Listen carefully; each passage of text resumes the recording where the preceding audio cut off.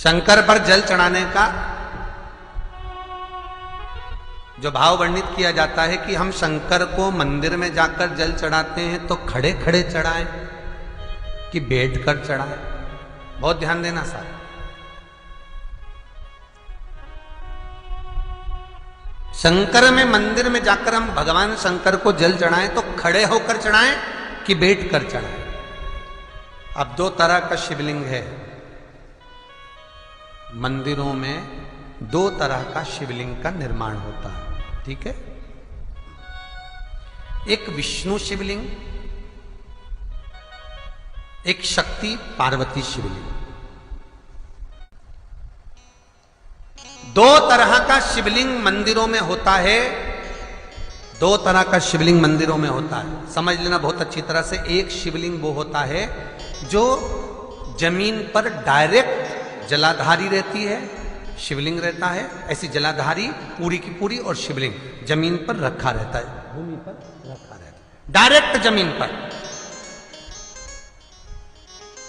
आप जल ले जाकर चढ़ाए, निकल गया रास्ते से।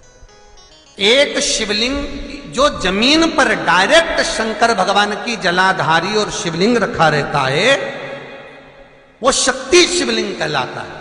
पार्वती का हस्तकमल उस शिवलिंग के सम्मुख में, और दूसरा शिवलिंग एक डमरू जैसा होता है। अब वो हम उसको कैसे वर्ण, डमरू शिवलिंग होता है, ऐसा उसका स्टैंड होता है, ऐसा स्टैंड होता है, नीचे शिवलिंग रखने की जगह होती, फिर ऐसा होता है, फिर उसके ऊपर इस तरह शिवलिंग रखा होता है। देख, दर्शन करें आप लोगों ने।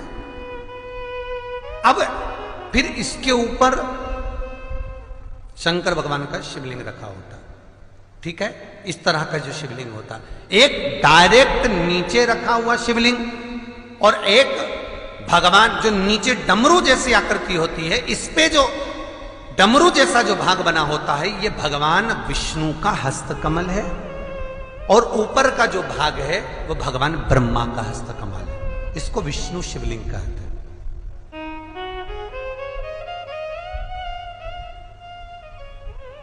इसको हरीश्वर महादेव भी कहा जाता है। कौन सा महादेव कहते हैं? हरि सर्वेश्वर महादेव। हरीश्वर महादेव भी कहते हैं, हरि सर्वेश्वर भी कहते हैं। तो डमरू जैसा जो शिवलिंग का निर्माण हुआ है मंदिर में, अगर शिवलिंग ऊंचा है, शिवलिंग थोड़ी सी हाइट पर है, ऊंचाई पर है, और डमरू जैसा भाग फिर उसके ऊपर जलाधारी के बाद शिवलिंग निर्माण किया गया है, तो वो विष्णु शिवलिंग कहलाएगा, वो हरीश्वर शिवलिंग कहलाएगा, वो हरि वंश शिवलिंग कहलाएगा, हरीश्वर कहलाएगा।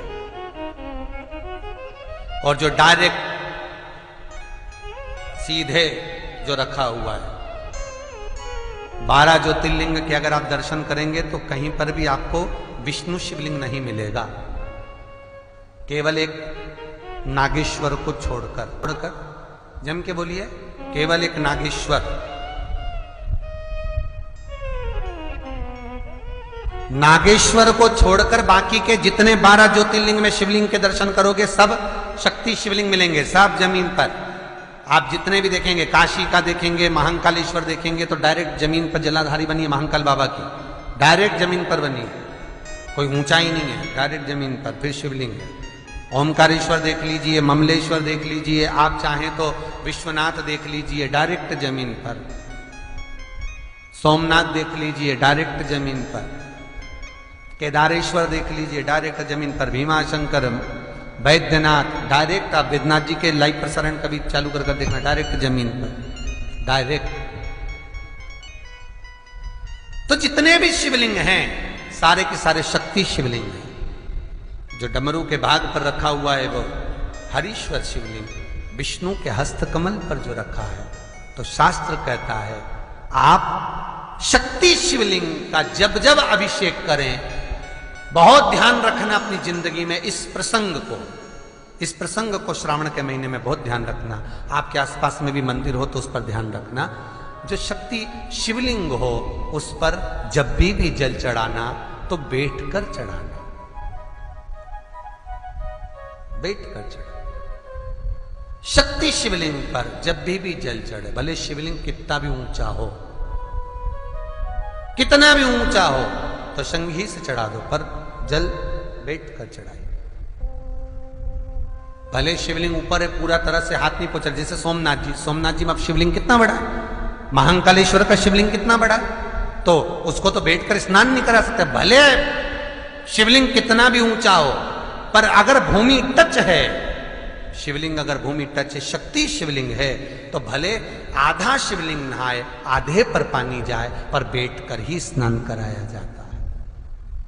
और महाराज यदि हरीश्वर शिवलिंग है, अर्थात भगवान विष्णु के हस्त कमल पर, ब्रह्मा के हस्त कमल पर यदि शिवलिंग है, तो वो शिवलिंग का जब भी स्नान कराएंगे, अभिषेक कराएंगे, पूजन कराएंगे, तो खड़े होकर ही करना है। और खड़े होने का भी तरीका होता है, दोनों चरण बराबर में रखकर कभी भी शंकर भगवान के शिवलिंग का स्नान नहीं कराया जाता।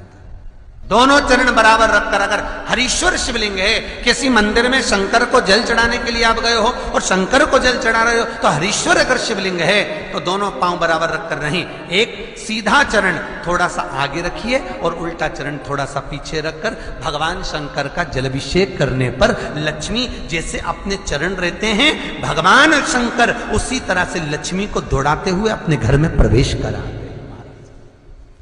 लक्ष्मी भागती हुई, अगर जो पुष्टि मार्ग से जुड़े होंगे, जो भगवान ठाकुर जी की सेवा करते हैं, पुष्टि मार्ग से जुड़े हों, श्रीमद वल्लभाचार्य जी से, वल्लभ कुल बालकों से जिनका ब्रह्म संबंध हुआ है, ऐसे अगर जीव हैं, वैष्णव जीव हैं, तो वो दर्शन करते होंगे ठाकुर जी, यमुना जी और महाप्रभु जी का। तो कैसा दर्शन करेंगे? श्रीनाथ जी का दर्शन करेंगे तो दोनों पांव श्री जी बाबा के, मेरे ठाकुर जी के बराबर पर है, नाथ द्वारा वाले श्री जी बाबा के, गोवर्धन नाथ जी के दोनों पांव चरण बराबर। श्रीमद वल्लभाचार्य जी का दर्शन करेंगे तो दोनों चरण बराबर के फोटो में मिलेंगे। पर यमुना जी का अगर आप दर्शन करेंगे, पटरानी यमुना जी का जब दर्शन करेंगे, तो यमुना जी का चित्र का दर्शन करेंगे, तो यमुना हमेशा एक पांव यमुना जी का आगे मिलता है। क्यों? जो वैष्णव ठाकुर का दर्शन करे, श्रीमद वल्लभाचार्य जी के अनुसार भगवत चर्चा करे, उसके यहां यमुना भक्ति निरंतर प्रवेश करती जाए, इसलिए भागता हुआ चरण, दौड़ता।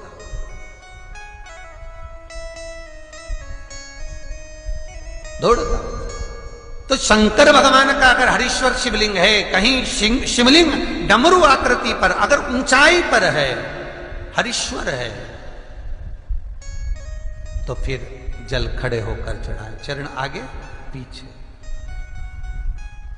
बहुत ध्यान देना महाराज। हरीश्वर शिवलिंग का वर्णन किया महाराज, बहुत सुंदर बात कही है, बहुत ध्यान से सुनिएगा।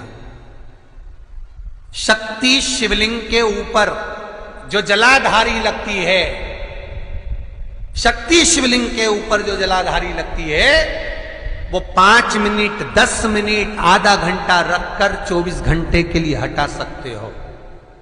शक्ति शिवलिंग के ऊपर जो जलाधारी लगती है, वो 15-20 मिनट रखकर, आधा घंटा रखकर आप हटा सकते हो।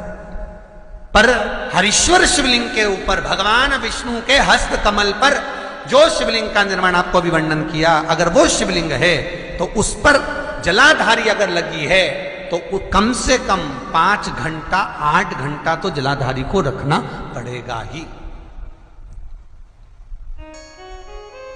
बहुत ध्यान दीजिए महाराज।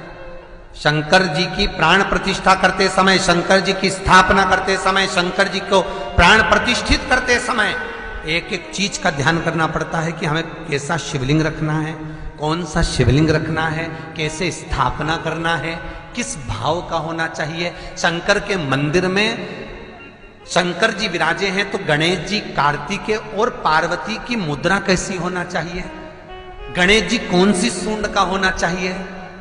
जब शंकर के मंदिर में हम आराधना कर रहे हैं तो गणेश जी की सूंड किस ओर होना चाहिए, पार्वती की मुद्रा कौन सी होना चाहिए, षडानंद कार्तिकेय की दृष्टि कहां होना चाहिए, ये शंकर जी की प्राण प्रतिष्ठा में देखा जाता है।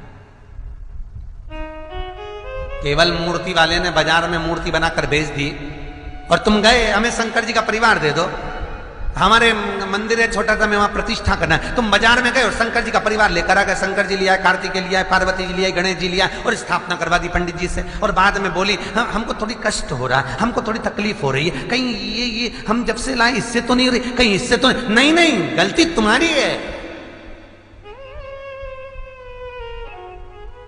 तुम तो बस गई और लेकर आ गई।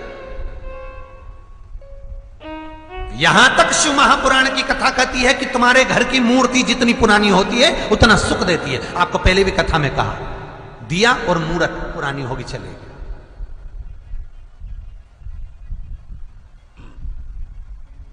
पुरानी